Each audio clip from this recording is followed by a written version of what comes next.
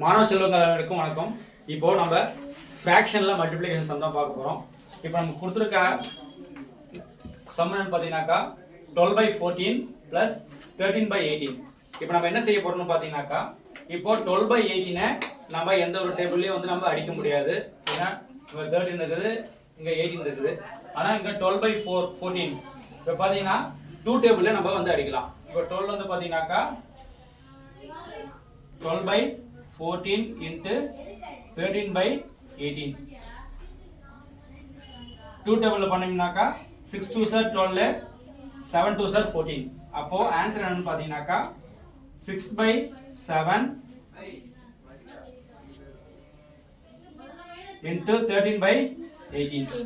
இப்போ இத மல்டிப்ளிகேஷன் பண்றதுக்கு நம்மளுடைய மாணவ செல்வங்களை பாத்தீங்கன்னா நிறைய வந்து 13/6 எப்படி பண்றது அப்படின்ற மாதிரி ஒரு குழப்பத்துல இருக்காங்க. அதுக்கு ஒரு ஈஸியான மெத்தட் ஒன்று பார்க்கலாம்.